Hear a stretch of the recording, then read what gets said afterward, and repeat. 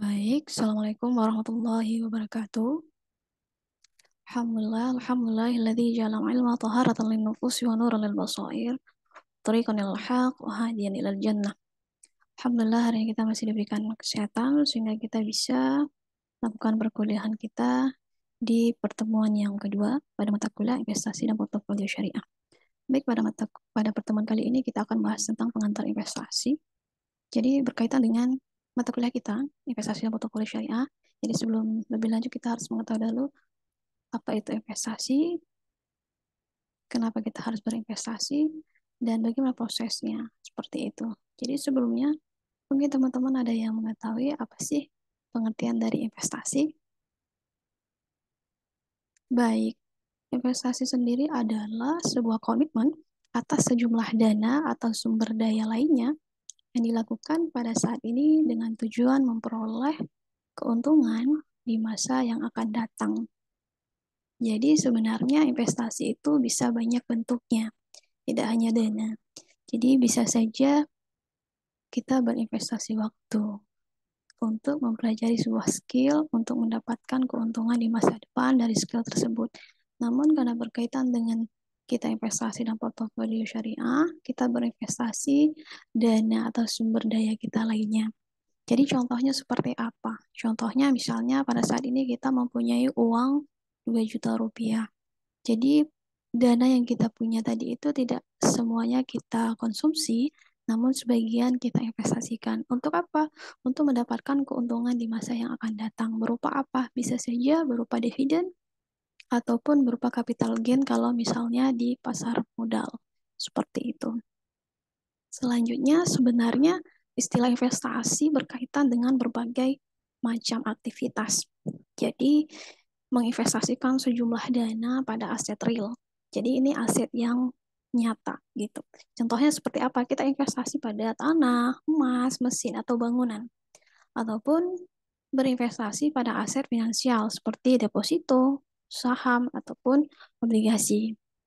Jadi kalau berinvestasi biasanya pada aset real ataupun aset finansial. Tinggal kita pilih di mana kita cocoknya atau di mana kita lebih pahamnya seperti itu. Kemudian sebenarnya kenapa sih seseorang itu harus investasi? Kenapa sih banyak influencer mengajak investasi? Kenapa ada yang bilang yuk nabung saham dan lain sebagainya? Ada yang tahu kenapa harus berinvestasi? Baik, jadi salah satunya adalah untuk mendapatkan kehidupan yang lebih layak di masa yang akan datang. Jadi kalau kita tidak berinvestasi, bisa saja di masa depan kita tidak lagi bisa bekerja dan lain sebagainya. Jadi dengan adanya investasi, jadi masa depan itu akan mendapatkan kehidupan yang layak. Jadi berharapnya itu adalah mendapatkan kehidupan yang lebih baik di masa depan. Kemudian tujuan lainnya apa? Tujuan lainnya adalah mengurangi tekanan inflasi. Jadi karena biasanya inflasi itu lebih tinggi daripada tingkat pendapatan kita yang meningkat gitu. Jadi biasanya kalau inflasi 5%, belum tentu kita pendapatannya naik 5% seperti itu. Makanya kita diperlukan berinvestasi untuk apa? Untuk menekan inflasi tadi tersebut. Selanjutnya di sini ada dorongan untuk menghemat pajak dengan adanya investasi. Kemudian kenapa perlu kita investasi? Kenapa kita nggak nabung aja seperti itu? Jadi dari grafik ini kita bisa lihat bahwasanya pada garis vertikal adanya value, pada garis horizontal adanya time atau waktu. Jadi bisa kita lihat di sini ada 3 garis dengan warna yang berbeda. Ada warna merah yaitu uang, merah biru yaitu inflasi, dan warna hijau adalah aset. Jadi kita bisa lihat mulanya mereka dengan nilai yang sama. Jadi contohnya di sini misalnya uang 100.000 pada tahun ini akan berbeda dengan uang 100.000 nilainya pada 2 tahun kemudian gitu. Karenanya ada apa? Karena nilai uang itu semakin lama dia akan semakin menurun. Gara-gara apa dia menurun? Gara-gara adanya inflasi. Kemudian bagaimana dengan inflasi sendiri? Inflasi sendiri itu dia fluktuatif namun dia cenderung naik seperti itu. Bagaimana dengan aset. Yang ketiga ini, aset di sini adalah aset itu bisa dalam bentuk beberapa instrumen investasi, misalnya obligasi, misalnya tanah, emas, dan lain sebagainya. Jadi aset ini adalah fluktuatif dan dia itu cenderung naik. Makanya investasi tadi itu bertujuan untuk menjaga nilai aset kita ini dari tekanan inflasi. Bahkan diharapkan dapat bertumbuh meningkat nilainya mengalahkan inflasi. Maka bisa kita bayangkan kalau misalnya kita tidak berinvestasi, uang kita itu akan jauh menurun dari waktu ke waktu. Jadi kalau misalnya dalam ekonomi itu dikenal dengan time of money seperti itu. Jadi uang tadi itu akan tergerus dengan berjalannya waktu karena adanya inflasi. Seperti itu. Kemudian sebenarnya seseorang sebelum melakukan investasi memiliki dasarnya. Apa saja di sini ada return dan risiko. Jadi seseorang investor itu pasti salah satu alasan utamanya untuk berinvestasi adalah memperoleh keuntungan. Pasti nggak ada sih orang-orang yang mau investasi tapi dia nggak mau dapat untung, maunya rugi. Pasti nggak ada. Kemudian dasar investasi lainnya adalah bagaimana dia bisa meminimalisir risikonya. Jadi resiko di sini contohnya seperti apa? Resiko bisa diartikan sebagai kemungkinan return aktual yang berbeda dengan return yang diharapkan. Karena return sendiri, keuntungan di sini ada dua, yaitu expected return dengan actual return. Apa itu expected return? Expected return di sini adalah return yang diharapkan oleh si investor. Contohnya misalnya dia berharap dengan investasi pada saham A misalnya akan mengalami keuntungan sebesar 15% per tahun misalnya. Namun pada kenyataannya dia mengalami actual return. Actual return itu apa? Actual return itu adalah return yang didapatkan secara aktual. Secara nyatanya return yang didapatkan itu berapa? Kenyataannya investasi pada saham A tadi itu tidak dapat sekian 15%, tapi dapatnya cuma 5% atau bahkan 2%. Itulah dikatakan kalau return tadi itu ada expected return dengan actual return. Tidak sesuai, kebanyakan tidak sesuai, ada beberapa tidak sesuai expected return dengan actual return. Makanya di sini adanya resiko. Oleh karena itu investasi itu tidak hanya ngomongin tentang keuntungan, tapi dia itu juga pasti akan ada resikonya pada dalam investasi. Jadi ini bisa kita lihat bagaimana hubungan antara investasi dengan return sendiri.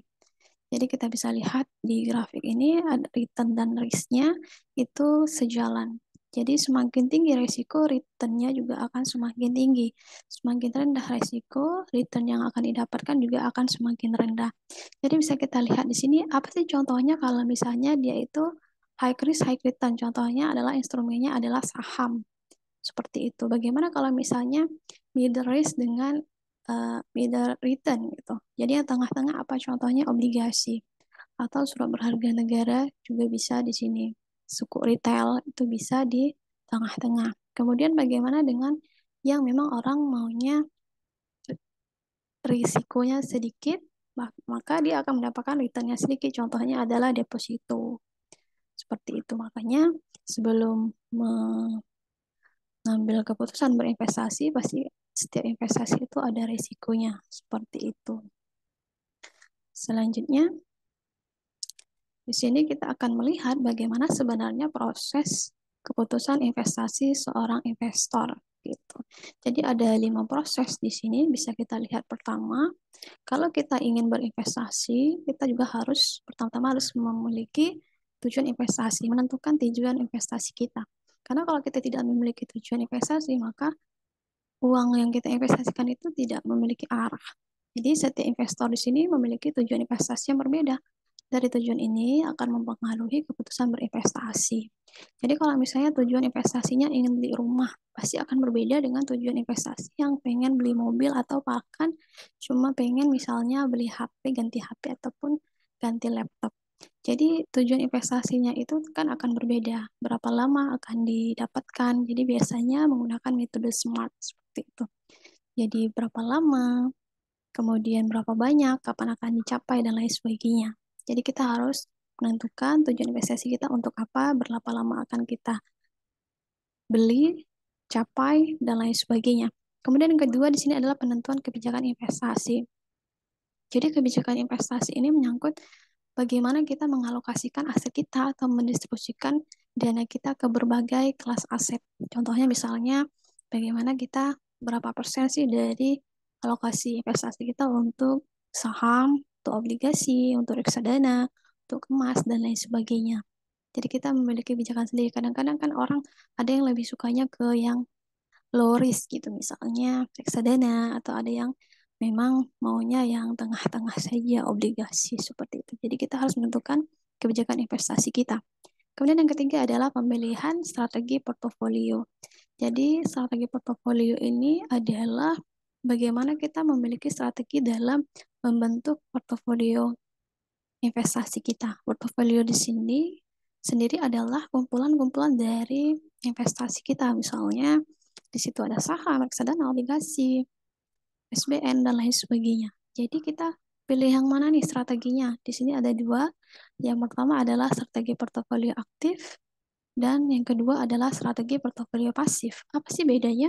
Kalau portofolio aktif itu dia itu si investor itu aktif dalam portofolio tersebut. Misalnya kalau di saham itu dia itu di pasar modal aktif dalam jual beli saham, baik dia di trading, mingguan, dan lain sebagainya. Itu dia portofolio aktif. Sedangkan kalau portofolio pasif biasanya adalah kalau di pasar modal membeli saham A, kemudian sahamnya dibiarkan saja, kemudian top up lagi, beli saham tersebut lagi, hanya mengharapkan dari dividen saja. Dividen adalah keuntungan yang dibagikan kepada investor dari si perusahaan. Seperti itu. Kemudian yang keempat adanya pemilihan aset. Jadi pemilihan aset-aset yang akan dimasukkan ke dalam portofolio itu juga mempengaruhi bagaimana kita bisa mencapai tujuan investasi. Kenapa? Karena pemilihan aset di sini, misalnya tujuan investasi kita cuma dalam 1 tahun kita ingin belinya, akan berbeda dengan instrumen yang bisa kita beli jika kita ingin membeli rumah dalam waktu 5 tahun. Seperti itu. Jadi kita harus membedakan pemilihan-pemilihan aset yang akan kita masukkan ke dalam portofolio kita. Kemudian yang kelima di sini ada pengukuran dan evaluasi kinerja portofolio. Maksudnya seperti apa? Jadi kita mengukur kinerja portofolio kita. Kita mengukur bagaimana kinerja dari investasi-investasi yang sudah kita kumpulkan, seperti itu yang sudah kita investkan. Kemudian kalau misalnya kita sudah mengukur kinerja portofolio kita, apakah dia bagus, apakah dia kurang bagus, kalau misalnya kurang bagus seperti apa, kalau sudah bagus seperti apa, itu kita akan adanya tindakan selanjutnya, yaitu mengevaluasi. Kalau nggak bagus, evaluasinya seperti apa. Kalau misalnya di saham, oh saham A itu lagi anjlok dan misalnya tidak bagi dividen, ataukah bahkan asetnya itu kinerja keuangan dari perusahaan tadi itu semakin buruk. Bagaimana selanjutnya? Jadi kita sebagai investor bisa mengevaluasi apakah kita akan cut loss ataukah lain sebagainya. Seperti itu. Karena kalau misalnya kita tidak ada pengukuran dan evaluasi kinerja portofolio kita, tujuan dari investasi kita itu akan sulit untuk dicapai seperti itu. Selanjutnya di sini ada jenis-jenis investasi. Jenis investasi di sini ada dua. Yang pertama ada investasi langsung, yaitu dapat dilakukan dengan membeli aktiva keuangan yang dapat diperjualbelikan di pasar modal, pasar uang, dan atau pasar turunan. Kemudian yang kedua adanya investasi tidak langsung, yaitu dapat dilakukan dengan membeli surat berharga dari perusahaan investasi seperti reksadana.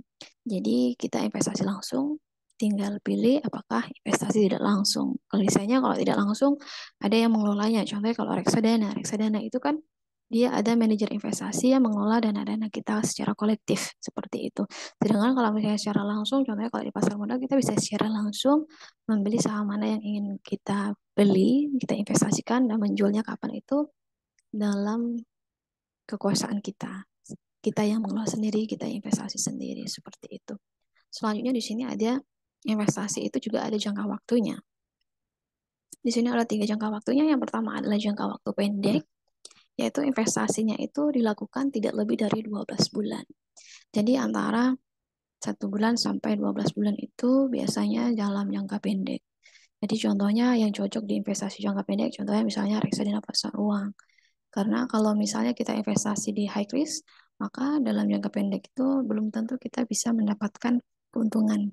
Karena biasanya volatilitasnya itu sangat tinggi, risikonya sangat tinggi.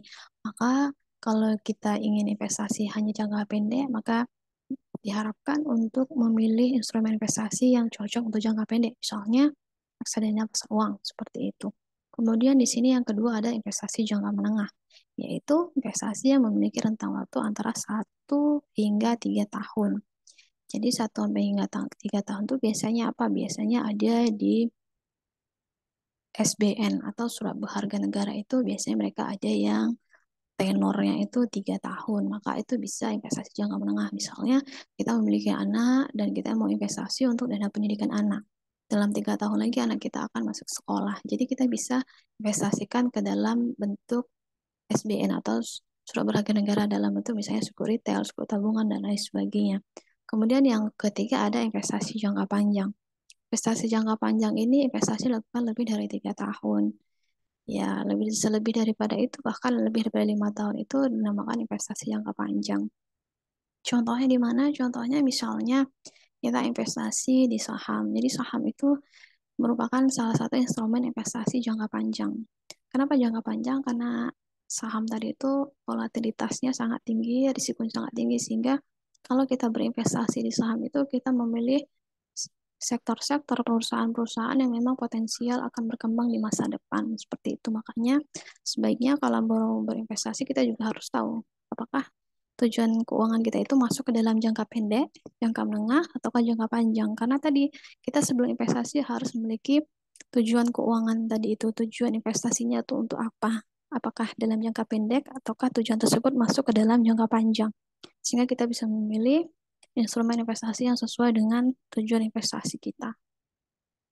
Selanjutnya di sini kita akan mengetahui bagaimana sebenarnya profil resiko seorang investor. Jadi sebenarnya investor tadi itu sebelum berinvestasi harus mengetahui dulu profil resikonya. Maksudnya seperti apa? Jadi kalau misalnya kita seorang investor, jadi kita memiliki profil risiko kita apakah termasuk risiko yang memang kita mau menghadapi risiko ataukah kita mau menghindari dan lain sebagainya. Jadi di sini ada tiga. Yang pertama adalah konservatif, yang kedua moderat, yang ketiga agresif. Konservatif itu adalah seorang investor yang memang menghindari risiko yang tinggi. Maksudnya seperti apa? Jadi kalau yang memang dia itu profil risikonya tadi konservatif, maka seorang tadi itu mau berinvestasi, tapi dia itu mau investasi memang nggak banyak risikonya, nggak tinggi risikonya.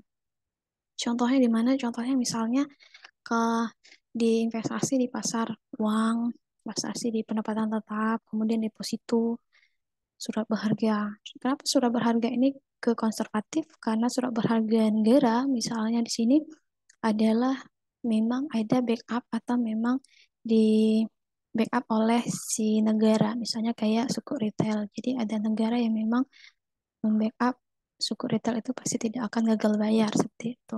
Ataupun deposito, deposito itu memang risikonya sangat rendah.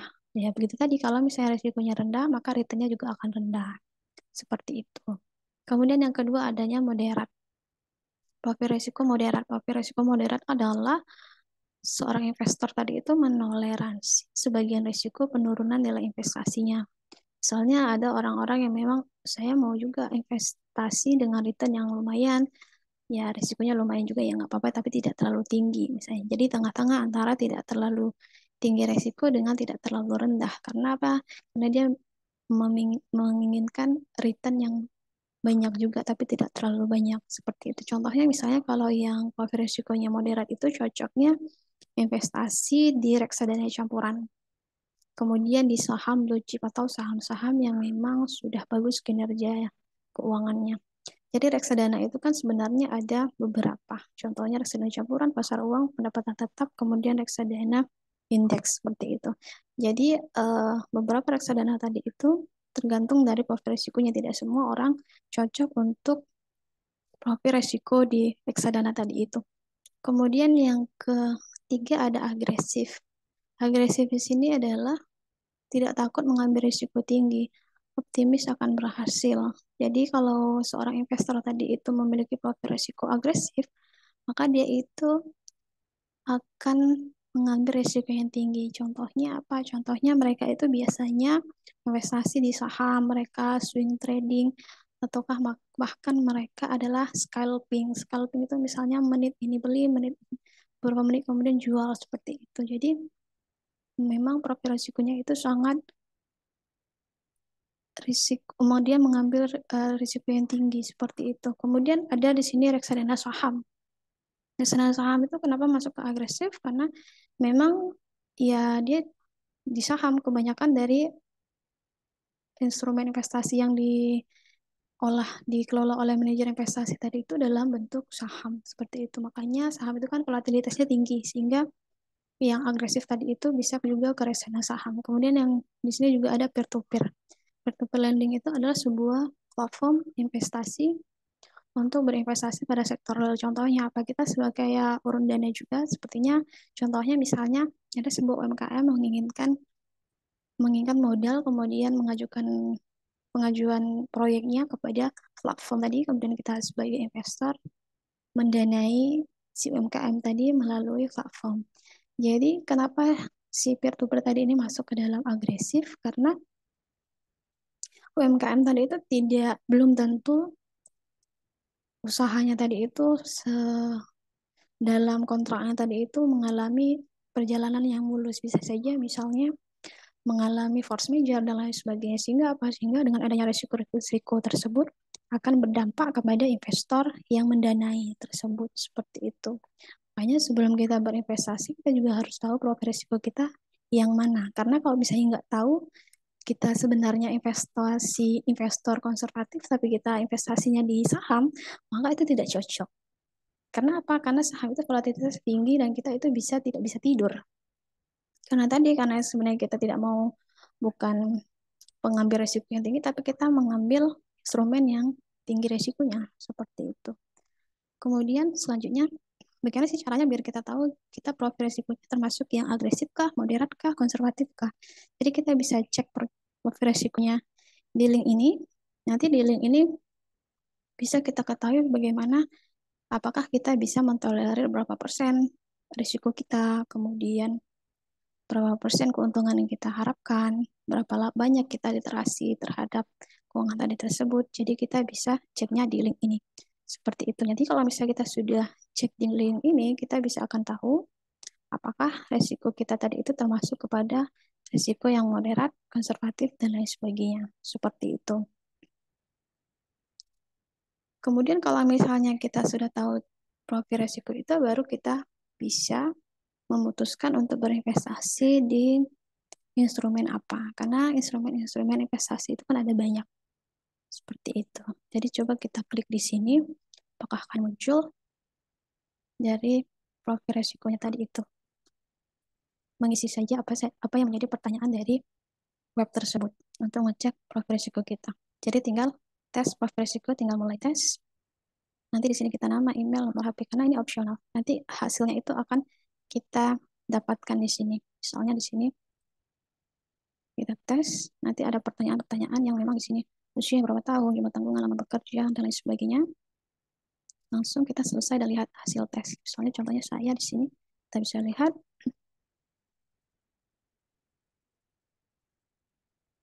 kemudian lama bekerja.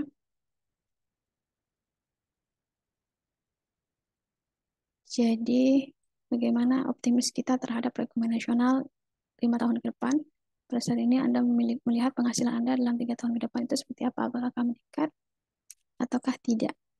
Seperti itu. Jadi tinggal kita pilih saja sesuai dengan kita. Jadi biasanya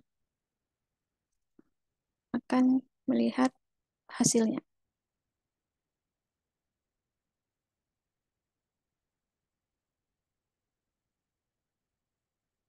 Jadi ini misalnya saya pilih-pilih saja misalnya gitu ya. Kemudian kalau misalnya sudah di sini juga tinggal kita klik selesai dan lihat hasil. Biasanya nanti hasilnya apa? Jadi seperti ini skornya. Jadi saya termasuk ke dalam profil risikonya adalah moderat. Jadi alokasinya seperti ini gitu. Case-nya berapa?